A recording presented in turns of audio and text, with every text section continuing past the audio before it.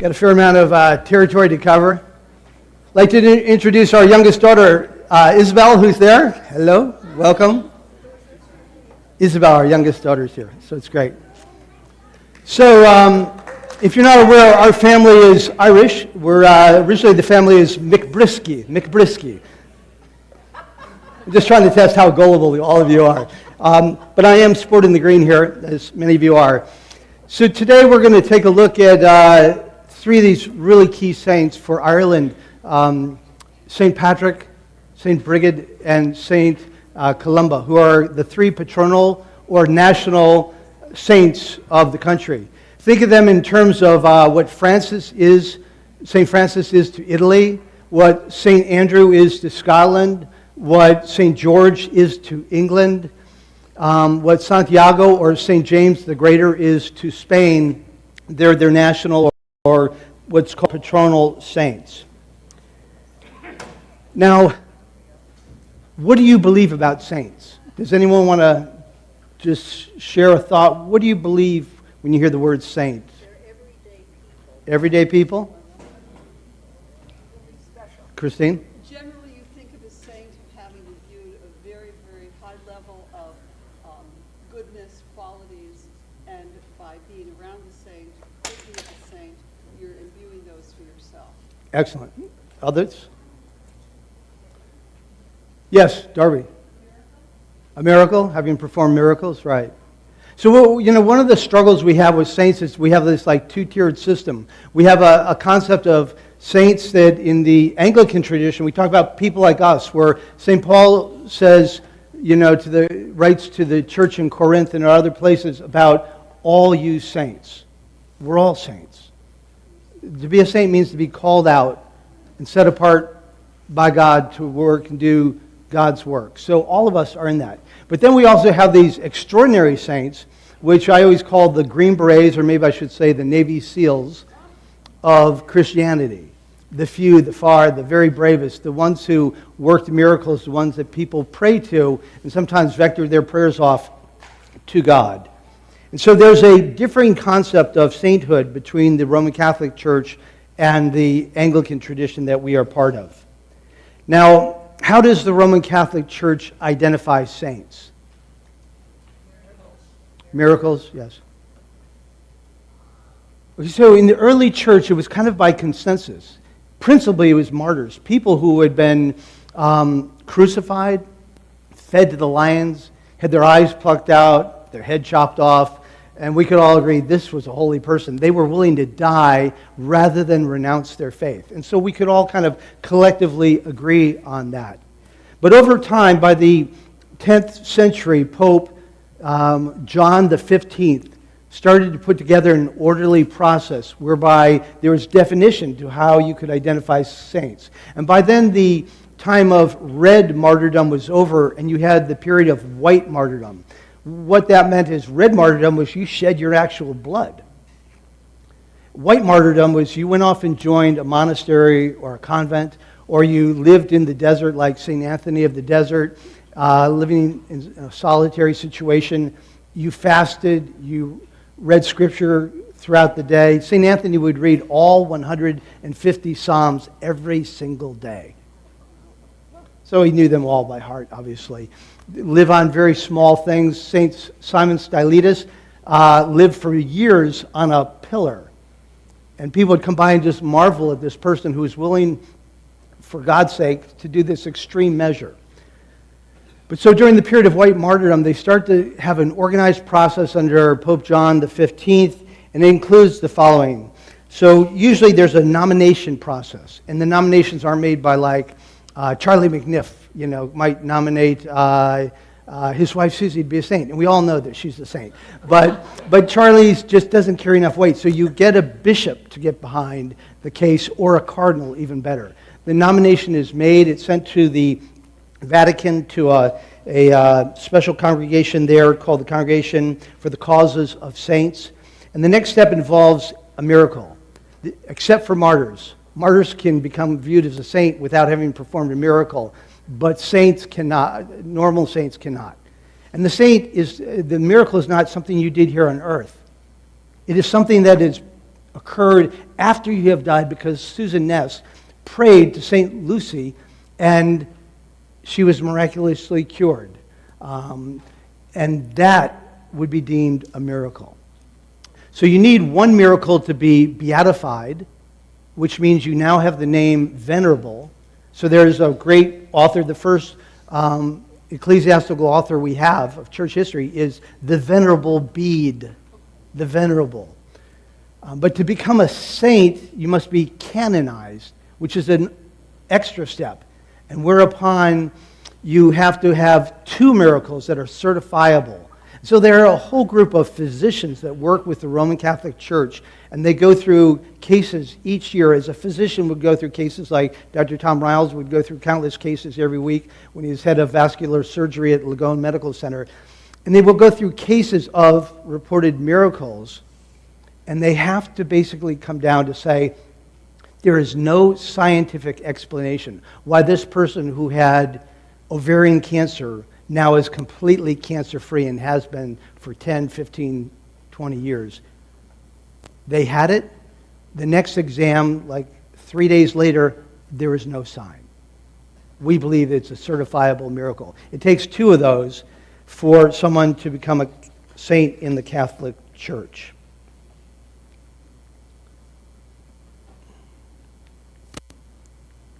Let's see how...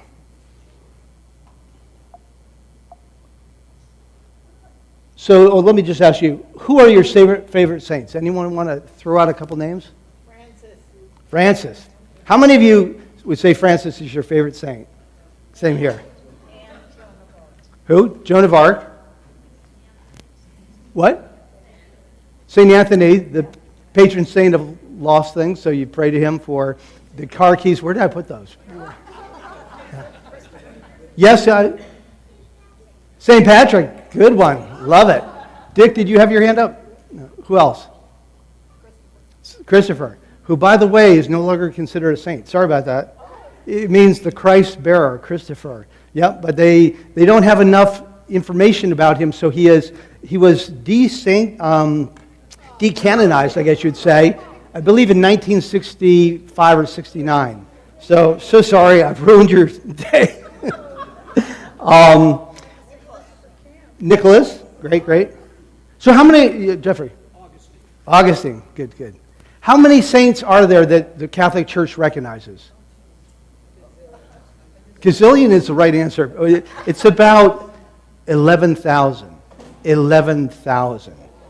So it's very different than what we do. They don't even have the full list, because when you go to various places, they will refer to someone as a saint who may not make the grade on the official Roman Catholic calendar, but about 11,000. So just to give you a little idea, is in 1480, 799 residents of Otranto, Italy, were killed by the Ottomans for refusing to renounce their faith. 799. And they've all been now considered canonized as saints. That's a huge chunk of saints right there. So Saint Christopher, as I said, his name was struck off the universal calendar in 1969. Big blow. I'm sorry about that, Shay, but you're going to have to pick another favorite saint, I guess. So how many saints do you think John Paul II made? Any idea? He was like a canonization machine. He canonized 482 saints during his time as Pope from 1978 to 2005. 482 saints. That is more saints than had been canonized during the previous 600 years, when there were roughly about 300 saints canonized. And part of this is he was lifting up people who had great sense of holiness in remote parts of Africa, the Philippines, Ecuador, British Columbia, you name it. And it was inspiring people around the world to set their eyes on holy people. But of course, we Anglicans kind of have a different view about it. How do we view sainthood? Do we have a full-fledged process like the Roman Catholic Congregation of Holy Causes? We have something called Lesser Feasts and Fast. And it has little biographies of many of these holy people in here. We don't dub all of them saints. Some of them were founders of seminaries, like Jackson Kemper, who traveled out west as a priest and established seminaries and churches along the way. Became, I believe, the first bishop of the Diocese of Fond du Lac. But they're not necessarily martyrs. Some are theologians. Some were great Christian poets, etc. But there's not enough for one for every single day.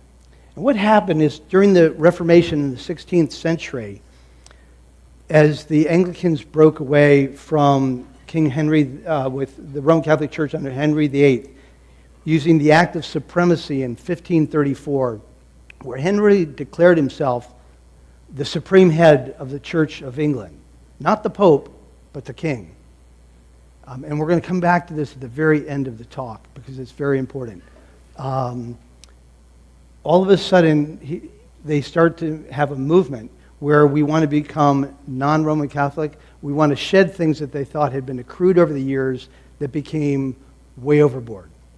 Whether it be indulgences or in the case of the saints, we can't have 12 people on every day of the year that we're celebrating the sainthood for. So they restricted the number, they shed a lot of the saints, so to speak.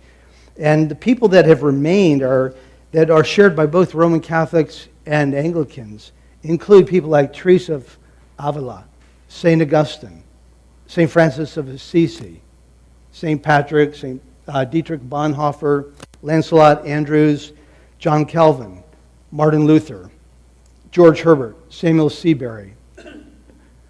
We also look at people like Florence Nightingale, Evelyn Underhill, John Wesley. And I will say that I don't think they would view, I'm not sure they view Bonhoeffer as a saint in any sense because he was a Lutheran pastor.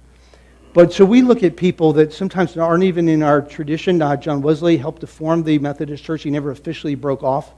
William Wilberforce, who was a member of Parliament and fought against slavery and helped to end the slave trade in England.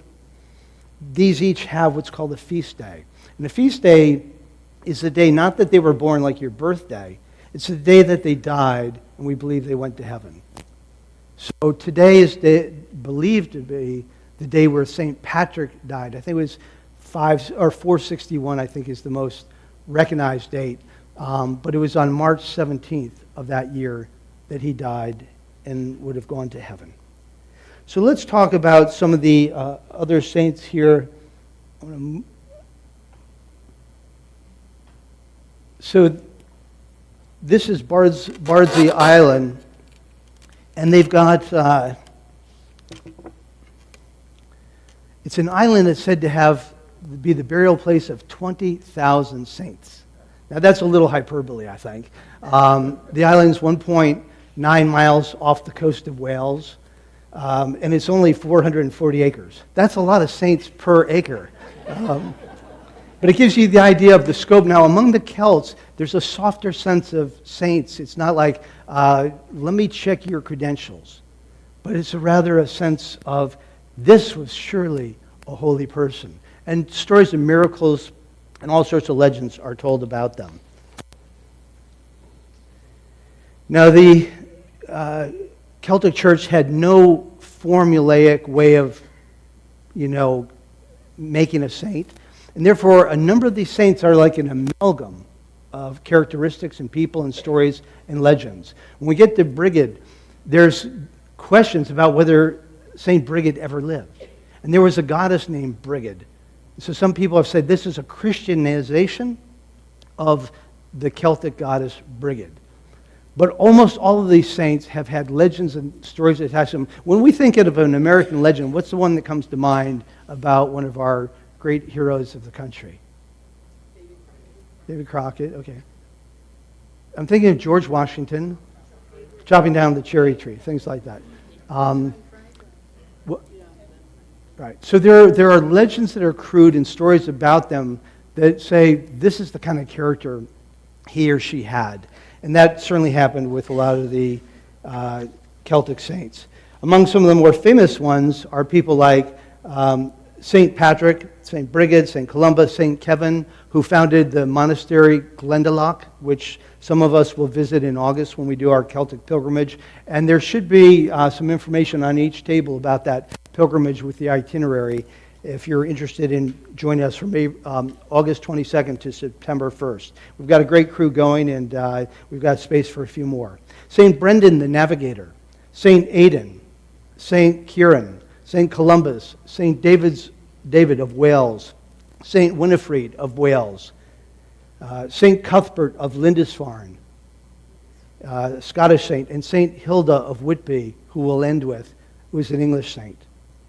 Now, the key saints that we're going to look at are these three, which are the patronal saints. Just like someone mentioned Joan of Arc, I think you did, Monica, a patron, a patronal saint of France.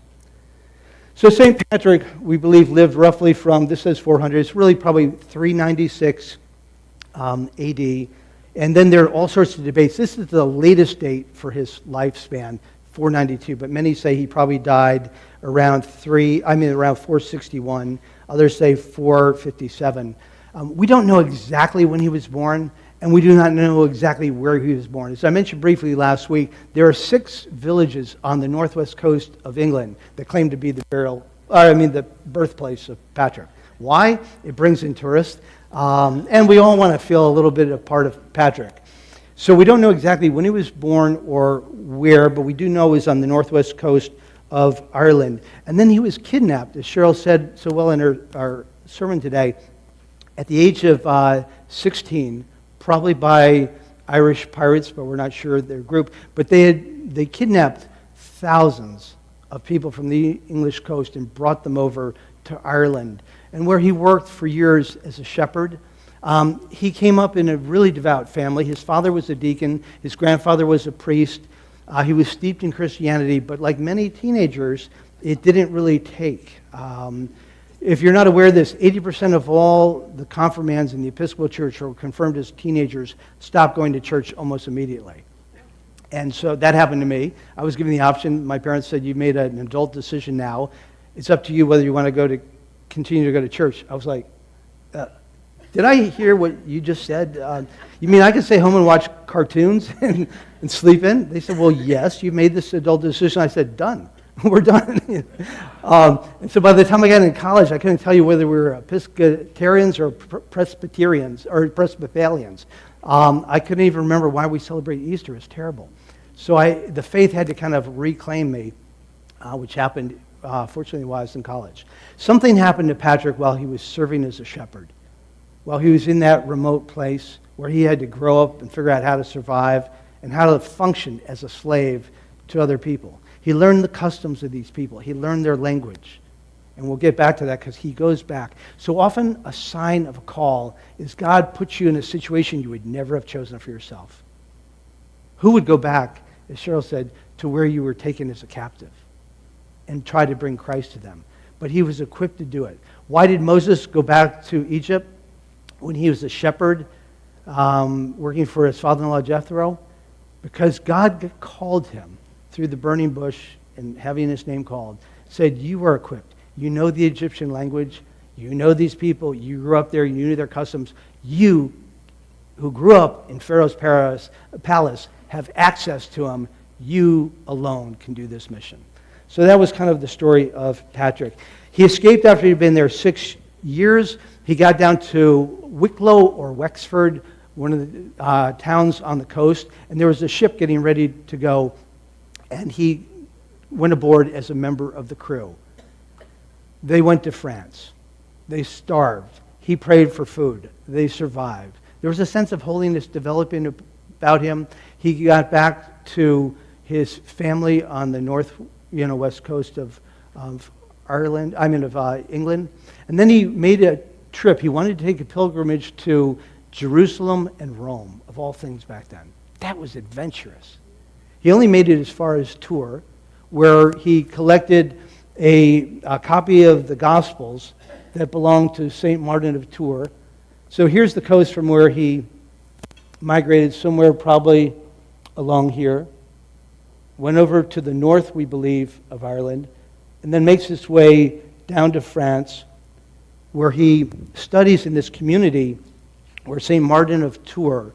He was this famous saint who saw a beggar while he was riding on his horse.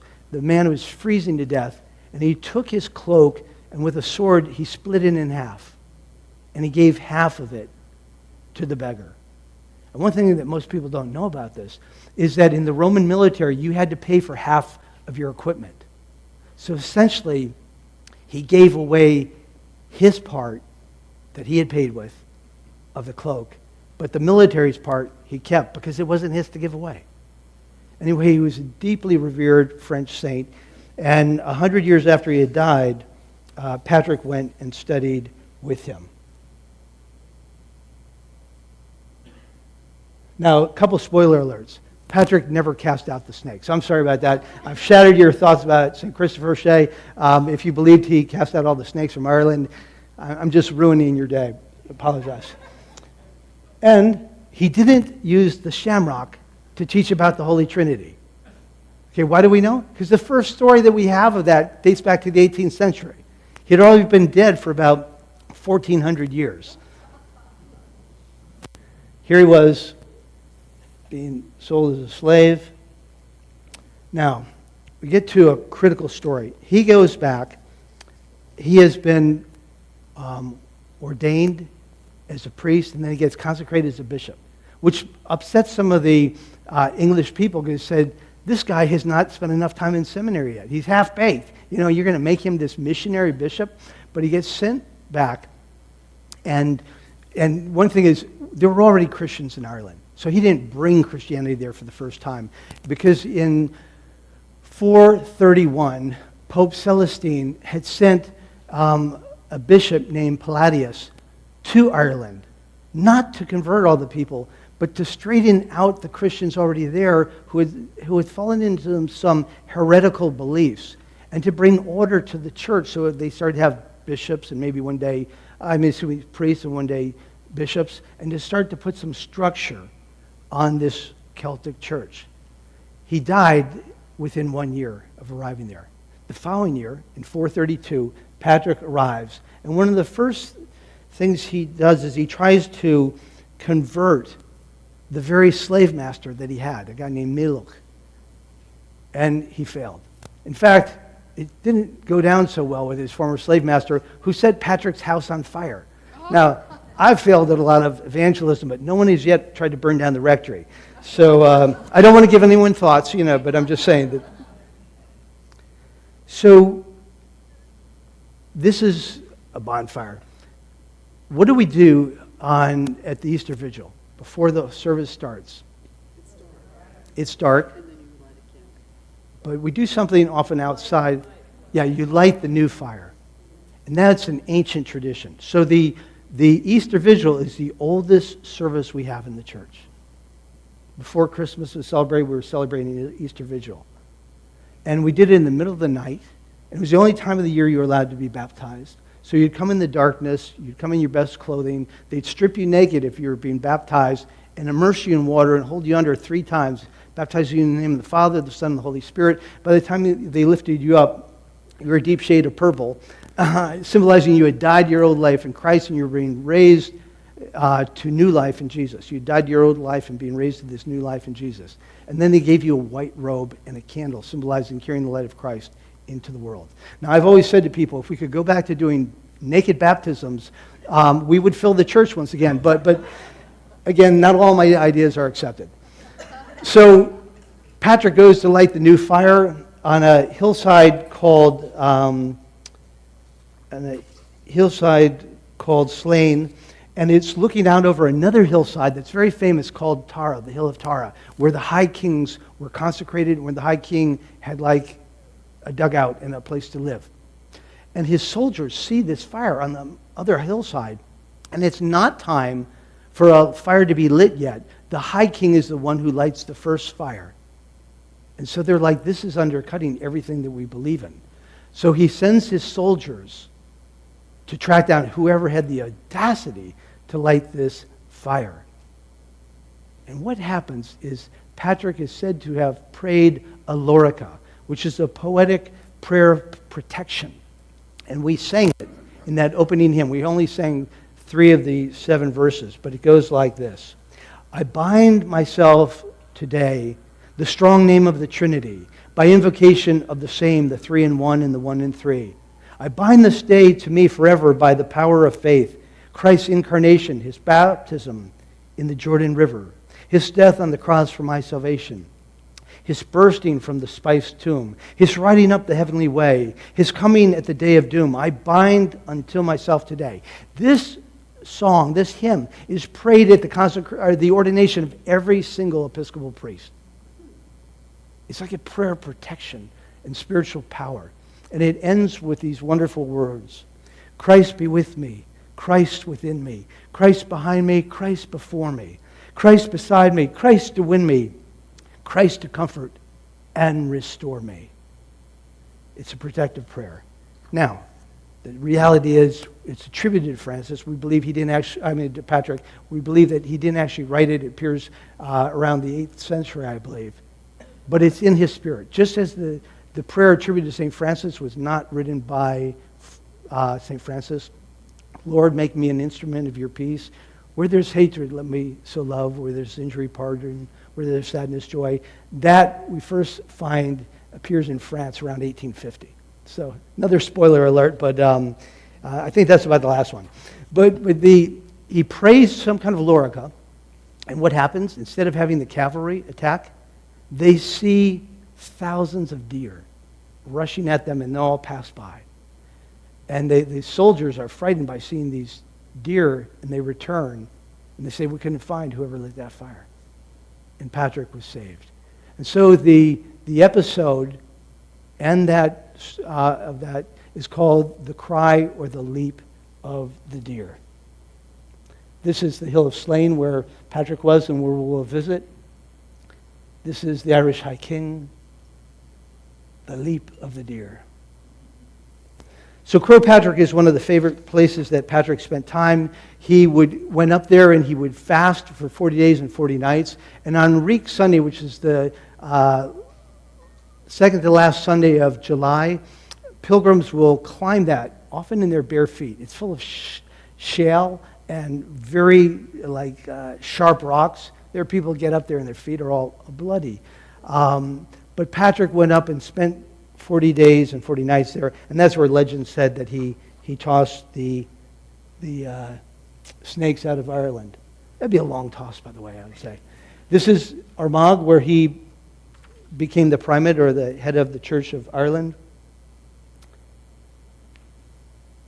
This is the book that he... I believe that's Roman Catholic, but there is an Anglican cathedral there as well. Robin Eames used to be the primate of all of Ireland, and the primate's always based in Armagh. So this is the book that Patrick wrote called the Confessio. This is where he affirmed his faith. He wrote another letter called the Letter to Croaticus, which was a letter of excommunication to this man who had taken some of the converts that Patrick had made and enslaved them. But this was his writing where he wrote towards the end of his life about his faith. Stained glass window in the cathedral. This, I believe, is from the St. Patrick's Cathedral in Dublin, where Jonathan Swift, who wrote Gulliver's Travels, was the dean. Down Patrick, where St. Patrick is buried, Columba and Brigid's remains or relics were also brought there. So they were buried together for a time until the Viking raids took place and they moved the relics so that they would not be stolen. That's St. Patrick's Cathedral in London, which we'll visit. Now, St. Brigid. St. Brigid is known as the Mary of Gale. She's one of the most beloved of all Irish saints. She's also known as St. Bride. Have any of you been to St. Bride's Church on Fleet Street in London? That magnificent church is known as the Wedding Cake Church because the original wedding cake was designed by the steeple that went up into smaller and smaller levels. So that's where we get the wedding cake from. There are about 19 churches outside of Ireland by the name of St. Bride, all referring to St. Bridget. There, as I said, there's some debate about whether she actually existed, but my sense is she existed, but she was an amalgam, a little bit of the goddess Brigid and of some other figures. For centuries, all the way down to the current time, a famous blessing as people met one another in Ireland was Mary and Brigid greet you, or Mary and Brigid be with you. Now, she grew up in a family where her father had been a chieftain, her mother had been a druid. She was basically enslaved. Her mother was enslaved while she was pregnant, so Brigid was born into slavery, we believe. She refused to accept this stepfather she had, who was a druid. So I'm told she would vomit whenever he brought her food. And so a cow miraculously appeared, which was used to sustain her. She also had this bad habit of giving away her father's things. So whenever people came around for anything that they needed, she would just give things that belonged to her father. He got so upset, he took her to the king of Leinster, who then was talking with her father, whereupon Brigid gave away a jeweled sword that belonged to one of them to a beggar so that he could feed his family. Now the king took this well. He said, "This is such a holy person. I'm going to release her from her slavery." She went on to form a monastery called Kildare, which is one of the most famous monasteries in all of Ireland. It's extremely important. Kildare is what it is in Irish or Gaelic, and it means Church of the Oak. And so, if you know, oaks play a very important role in the original pagan Celtic religion. And so this was Church of the Oak. It's in Kildare. And what happened is she was consecrated to become a nun. And a little mistake happened along the way. So, and this happened once in the Catholic Church I heard about. The family up in Lakeville, Connecticut, asked the old retired Catholic priest if he would officiate at their daughter's wedding. And they thought, he's like 87, he'll never say yes. He said yes. This is problematic because during the course of the service, he called their daughter by 5 different names.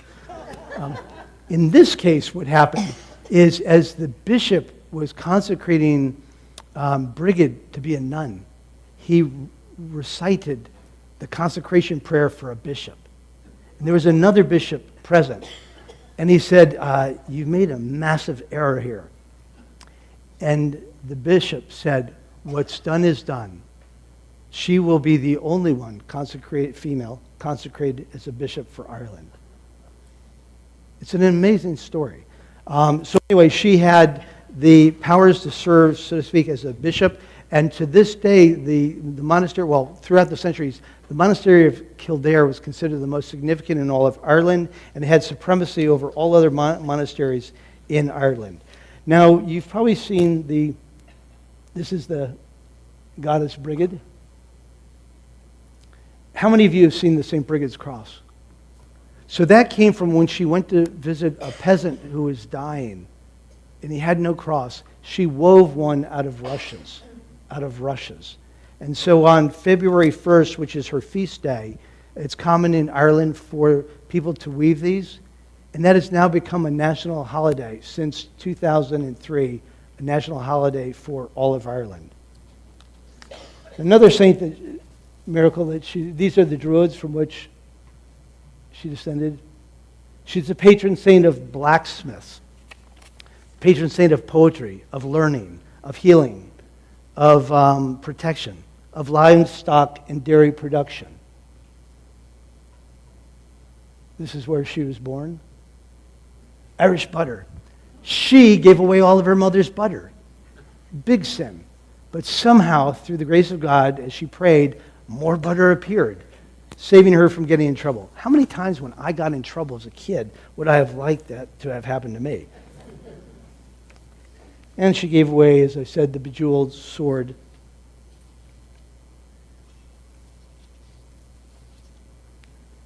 This is the Kildare Abbey and what's left of it. Now she had she brought a man named Koleth to join her. He called her. He was a hermit.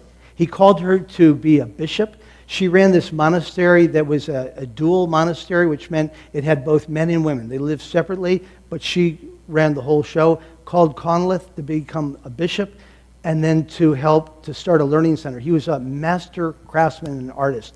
And so he produced a famous manuscript there that they did that was considered to rival the Book of Kells. And unfortunately, it disappeared during the Reformation. What a shame. It's like what the Taliban did to some of the great Islamic art of all centuries. Now, she was very big on relationships, and she talked about the relationship we have to one another and our spiritual journey. And she held up the idea of an anam cara, a soul friend. And so if you've ever heard of a spiritual director, Mary does spiritual direction, some priests do spiritual direction, but lay people do as well. And she had a famous saying. She said, a person without an anam cara, or a soul friend, is like a body without a head. So bear in mind as you move forward in your spiritual journey, one of the ways to do so is to have a spiritual director whom you can visit with once a month and talk about what's going on with you in your spiritual journey. And it is believed that it is not the anam cara who directs you, but the Holy Spirit. But this person is a holy listener and someone who's like a mountain guide who's been further up the mountain than you or I and knows the way. Now let me just talk briefly about, I could tell you all sorts of great miracles about, I'll just tell you two quick miracle stories about Brigid. One is she was riding on horseback. She fell, she struck her head against a rock, and she was bleeding. And two girls who were mute and dumb, blood was taken from her head and just touched these two girls, and they were immediately healed. She went to the King of Leinster and asked for property to build a monastery or a convent. And he's like, I have no property available for you. And she said, all I need is property that's big enough for this cloak. And he said, well, I can arrange that. So her nuns put the cloak out, and they each took a corner of it, and they started walking. And this cloak miraculously expanded for acres and acres. Very good move. But one last one is, a woman came to her who had got in the way of the family, as they say, who was not married, and came because she knew she'd be hunted down and it'd be bad news in Ireland to be with child without a marriage. And Brigid prayed, and the fetus disappeared. Now, the same story is told about St. Kieran. Several times this happened when a nun got the way of family, and to protect them from the shame the fetus disappeared. Now, that's an interesting story for Irish saints when you think about the whole focus on abortion. I will say that this was not as good with St. Patrick. St. Patrick did have his, we all have our less than best side. And St. Patrick's sister, Lupain, got pregnant out of wedlock. And Patrick, instead of making the fetus disappear, he made his sister disappear. He rode over her with his chariot 3 times. 3 times. While she was praying for the safety and salvation of the fetus and, I guess, her lover. So, interesting stories.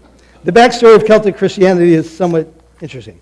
So, here is St. Columba. His name means dove in Irish and in Latin. He's also known as Colum Kill, which Kill being church. Now, this is the famous monastery established on the island of Iona, arriving there around 563 AD.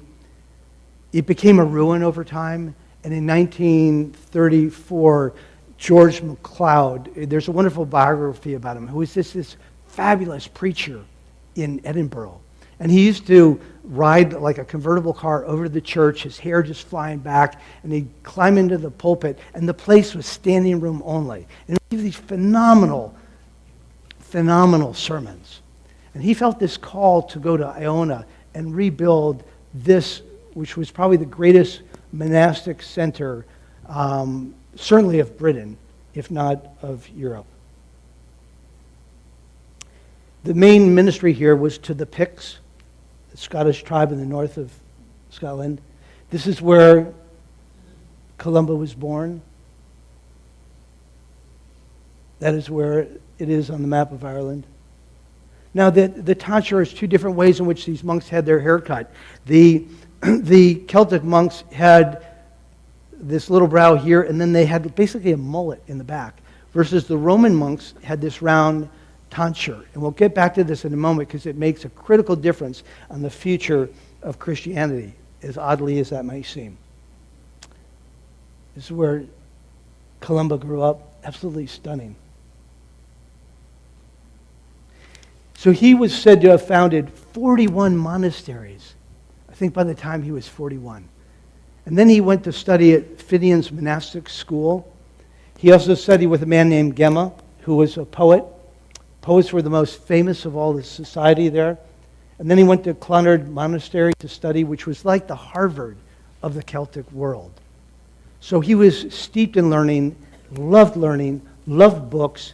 He transcribed 300 books in his lifetime. He wrote hymns, 3 medieval hymns which survived him in Latin. He visited the birthplace of St. Martin of Tours. Here's an illuminated manuscript. And so this is a remarkable story. How did he get to Scotland? There are three stories. One is that his kinsman wrote him and said, I know you've got great diplomatic skills. Come over here and help consolidate these tribes where there's so much tension. Come to the Gaza Strip and try to sort out and bring about peace now, that kind of thing. So that was an invitation. Another is that he had a great sense of evangelism, and he wanted to bring Christ to these people, and he was a traveler. He wanted to travel.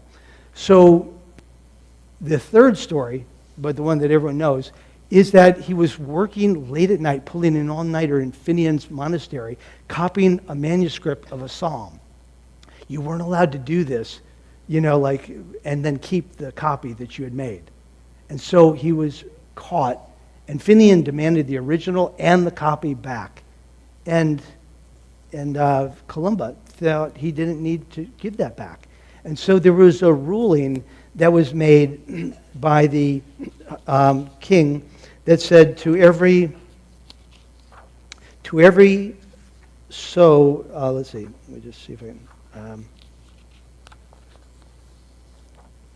To every cow her calf, and to every book its copy. This became the first copyright legislation in history.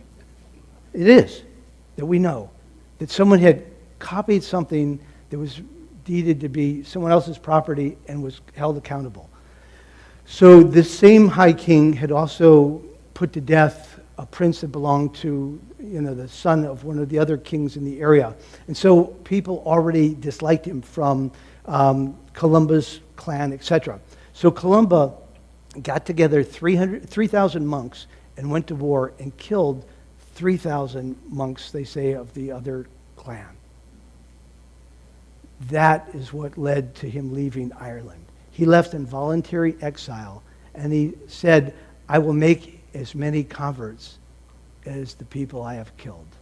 He set out on a little boat called a coracle, and he left to go here to Scotland, where these are all the areas where he started to send missionaries. The boat looked like that. Can you imagine 12 people in a boat like that? He was said to have had an encounter with a Loch Ness monster that had killed a Pict and was terrifying one of his monks. And so through prayer, he drove this beast away. He brought Christianity to all these remote areas here. And the Vikings attacked the Iona monastery in 795, and again 806, or 802, 806, and 825. But in a 10-year period, they had made 3 attacks on that island. They must have felt there were things to go back and get time and time again. And towards the very end of his life, at the age of 77, Columba had a vision that this was going to be his last week of life. And so he went around the monastery to make sure that there was ample grain for the monks to survive throughout the coming year. This was June the 9th when he died. And then there's a beautiful story told of a horse that came and nestled next to him and just put his head right against the breast of this 77-year-old legendary spiritual figure. Columba went into his cell after the worship service and he copied a manuscript, Psalm 34. And the final words that he wrote down were, "Those who seek the Lord lack for no good thing." He gave final instructions to the abbot who would follow him: love one another without pretense, preserve the peace. So I want to close by just taking you forward to Whitby and this woman named Hilda of Whitby. By the way, I went to see this on one of my sabbaticals, and I was studying Celtic Christianity. I was in the north of Wales at a center called St. Deniel's, and I realized how close these places were that I could go. We had a free weekend. So I took a car, and I went out to York Minster, and I went out to Whitby, and I went out to Lindisfarne, where St. Aidan was. That afternoon at Lindisfarne, walking the areas and the ruins of the monasteries where St. Aidan was one of the most spectacular days of my life.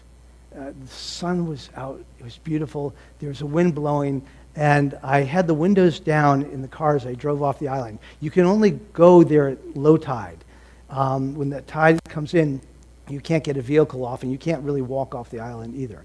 So I'm driving along. There are sand dunes. The wind is blowing, and I have a copy of O Magnum Mysterium, which is a great hymn sung by the Canterbury Cathedral Choir, and it's playing, and it was just spectacular. But I say this, I also went to Whitby, and I got there, and the sun was setting, and the thing was locked up, and I thought, oh my heavens, I can't get in and see this famous thing that every seminarian studies. So I kind of channeled my inner youthfulness, and I climbed this 6-foot wall. And so I'm in there, and I'm just praying that the police won't catch me. And I'm taking these incredible pictures because there's no one around, but there are birds and a few bats, I think. And at this monastery in the year 664, King Oswy asked Hilda, who was this famous abbess who oversaw a dual monastery of men and women, to lead a synod to discern, do we go with the way of Rome or the way of the Celtic tradition? And why was that? You remember those monks and how their hair was cut differently? They should all have one uniform haircut. But the much more important reason is that Romans celebrated Easter at a different time than the Celts did, by several weeks. And so the king and his wife were celebrating on 2 different dates. One was still in the midst of Lent, while the other was having the Easter celebration. And he said, this makes no sense in the kingdom whatsoever. We have to decide, do we go with Rome or do we go with the Celtic tradition? So a debate was held. It's very famous, the year 664. And the person representing the Church of Rome said, Jesus gave the keys to the kingdom to Peter. So anyone who goes to heaven must have Peter unlock the gates for them, so to speak. And the king decided that was the winning argument in his mind. He didn't want to get to heaven to find out that he'd been locked out. Now, why is this so important to us as Anglicans? First of all, that put on the decline of Celtic Christianity after that. Roman Christianity became in the ascendancy. But the other thing is, in 1534, when Henry decides to break with Rome, he uses as his defense, if the king, like King Oswy in 664, can opt to go with Rome, the king can also opt to go away from Rome. And that he uses his supreme justification for the English Reformation and becoming the supreme head of the Church of England, from which the birth of the Episcopal Church comes eventually. Thanks for joining me today. Enjoy your St. Patrick's Day. There's a great parade in the town later. If you have any questions, feel free to stick around. And these 4 books I recommend the spirituality of the Celtic saints, holy companions, the Celtic way of prayer, and the Song of the Isles. And there are many more I have. If you want, I'll send you a bibliography. Just email me. 2 o'clock? 2 o'clock's the parade. We'll see you there.